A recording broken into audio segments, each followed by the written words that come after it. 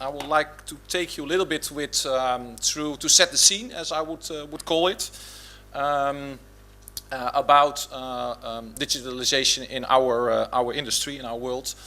What we see is that in a lot of industry, digitalization has already taken place. If it's on a travel agency or it's on the music industries, perhaps you will remember that not that far ago, like 10 years ago, if you want to book a travel trip, a holiday trip, you had to go to a local travel boutique somewhere in your neighborhood, and you had to sit there for 1 hour or 2 hours, and they go online and they check if, let's say, the apartment, the hotel was available, and if there were flights. So I see people here nodding in front of me. So these days, I don't know whoever goes to a physical travel agency, but let's say all the travels are booked online. If it's a plane ticket or it's in a hotel accommodation or whatever, you go online. You have a lot of aggregators who you can use, and will present to you the best option. And you fill in your details, you put in your credit card details, and there you go. So that has completely changed. So there's been a disruptor in that market. If you look at the taxi mobility market there as well, the Uber and the Car Go has done their entry in certain markets. Although there, of course, in certain markets there's resistance. Sometimes even there were court cases in order to reject Uber. But new ways of collaboration in that market will appear and has found its model. So it's a train you cannot stop anymore. It's to adopt and cooperate with it. And what you see, example like Uber, is teaming up now with companies like Daimler-Benz or with Toyota, where also the car manufacturing is trying to get into that market and said, well, in the future, people don't own a car anymore, but they make use of it. They pay for the use and not of the possession. It will not go everywhere at the same speed, but eventually it will come in one way or another.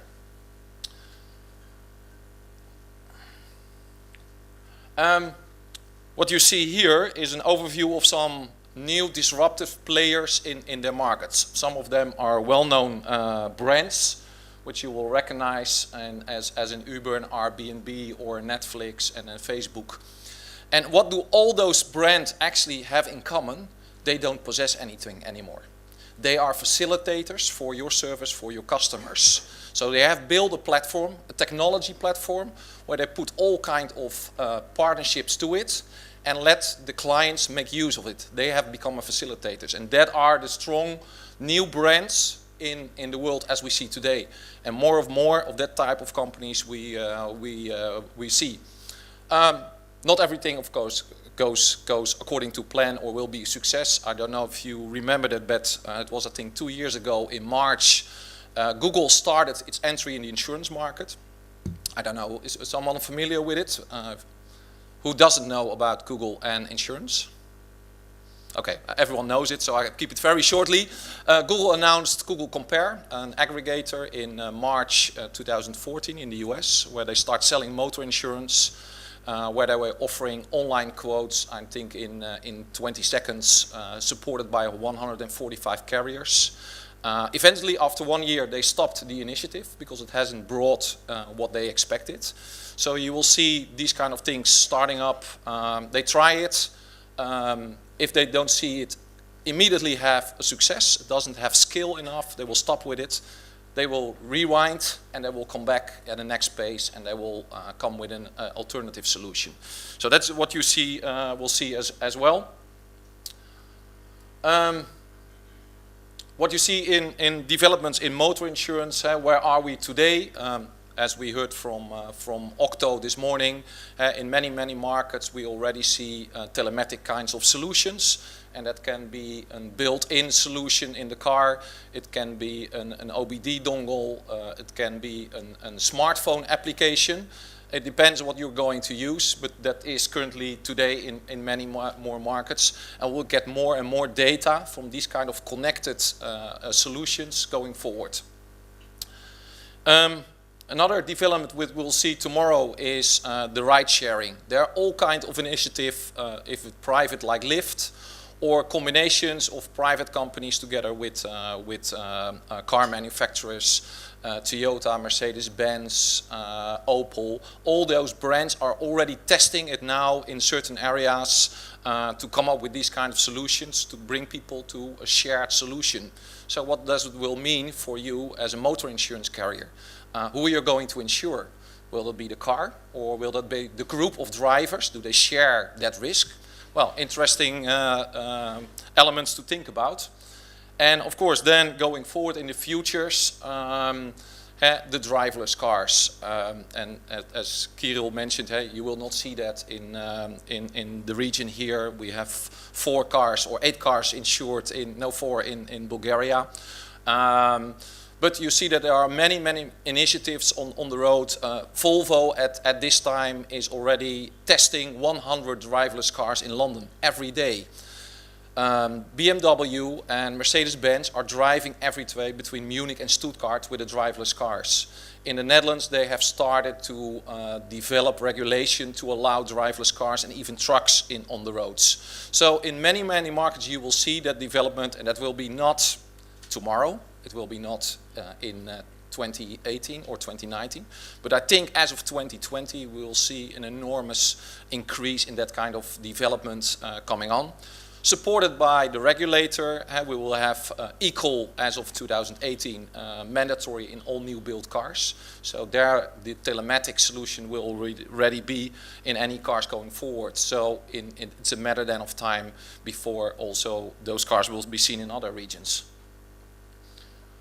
The good thing is that today InsurTech solutions is on the board's agenda, and Daniela just mentioned this article, I had it with me as well, is that the insurance CEOs worry more about disruptors than executives in any other industries.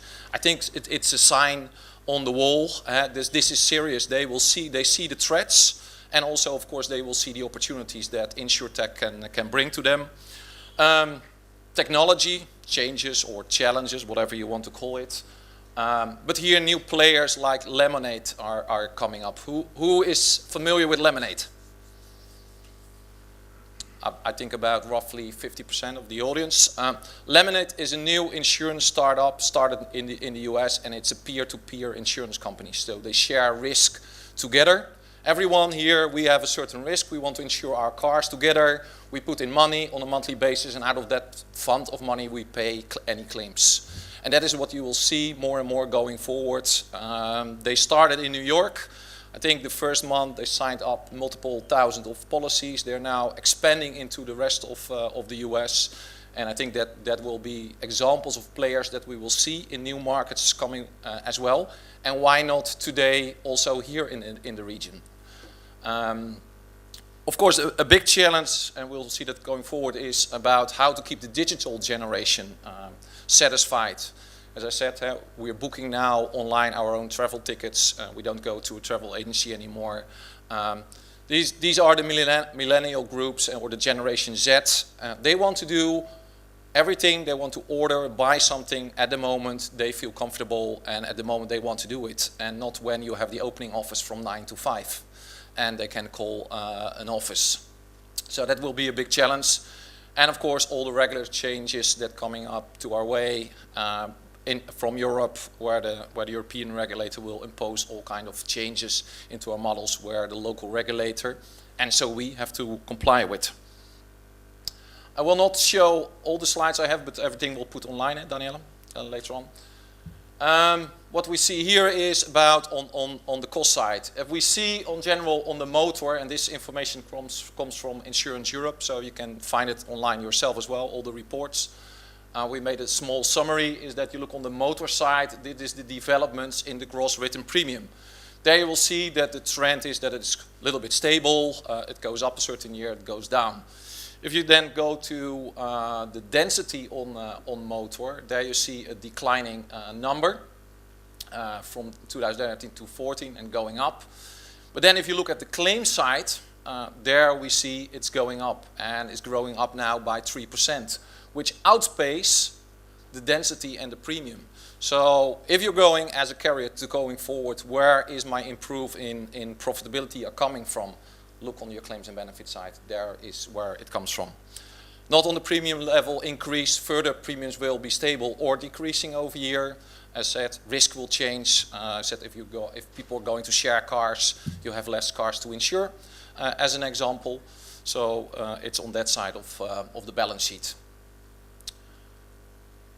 Some few slides on the digitalization and the setting of the consumers and their expectations. You see that the insurance sector is ranked still relatively low, where on the personal banking side it's now quite high. And if you then look on the acquisition stage or after the acquisition stage, people tend to find an insurance product online quite easy. I told you there are a lot of regular or aggregators. You can find information.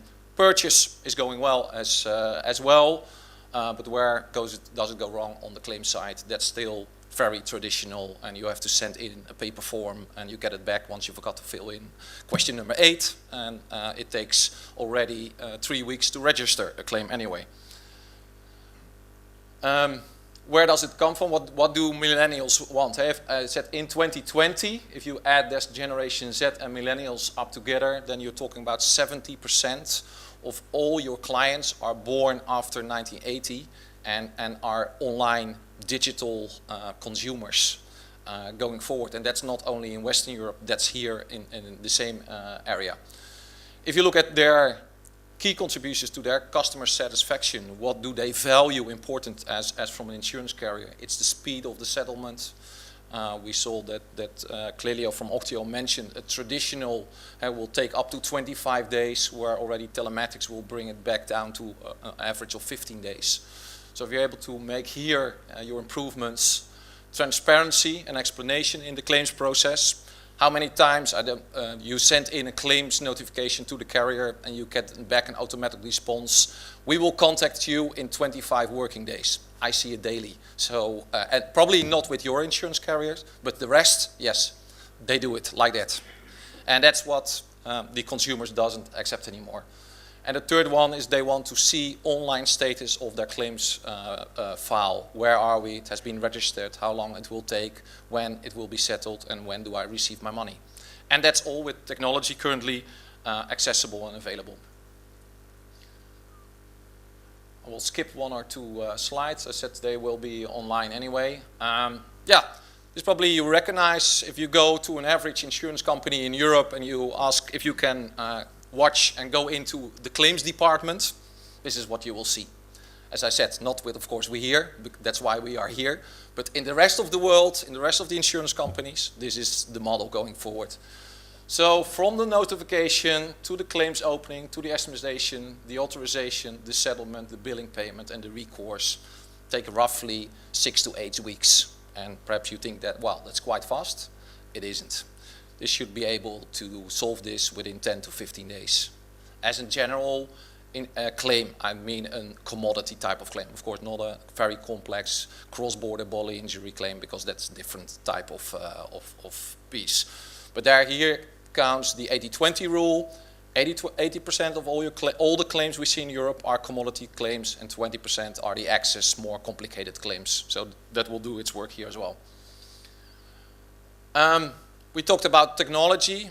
There's so much already available in the world. There's nothing something you have or we have to invent ourselves. It's already available. I just took 2 examples. This is a model from a US company called Very Risk Analytics. They are an analytics company for the US insurance market. They're also present in Europe these days. And what they've developed is what they call the claims experience. So actually the claimant, the insured himself, can do the loss adjustment from his home with his smartphone and his tablets. There's a whole set of technology behind it which assess the damage and calculate the damage. So with the support of a support adjuster, the claim can be settled, the claims amount can be settled like in 1 or 2 days. The big advantage is that the insured can do that all the time he wants to do it. He doesn't have to take days off or a day off from his work to wait for a loss adjuster to appear at his home. He can do it at his time he wants. The technology behind it can do the rest. Again, This is not a big industrial claim we're talking about. These are commodity type of claims, small amount, but high volume type of claims driven. Another technology is coming from the Netherlands, is a company called Fixico. They developed an application which actually you have a damage to your car, a casco damage, and on damage to your car, you make a picture, you put the information online, you describe what the damage is amount, like left light broken or bumper broken. It will send out a request for quotation up to 40 different body shops, and the client receives back the top 10 quotes from that body shop.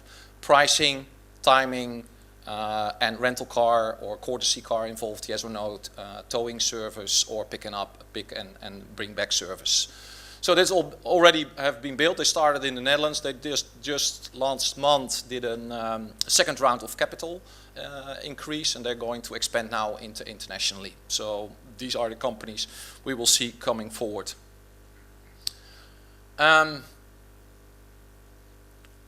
Based on that, very briefly, when we set up 2 years ago CCN, and we had to select an IT platform, we said we want to have a state-of-the-art platform, an open source platform where we can connect all kinds of sources and technology into a platform. So the client has one entry access to one single platform, and he can add any kind of services he wants to add to that platform. And that can be on the motor side or on the property side or any type of other technology.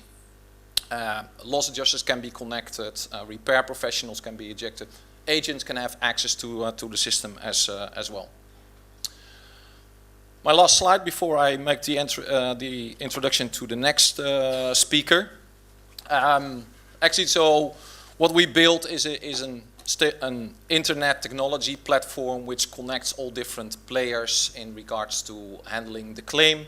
That can be a repairing network, like the example of AkzoNobel with their A-code. They have more than 2,000 own body shop all over Europe. Octo, and connected with their telematic devices, so the crash and claims notification comes automatically into the platform.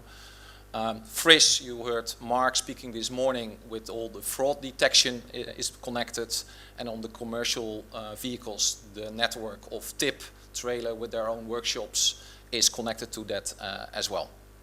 I leave it for the moment with here as an introduction and to set the scene, and I would like to invite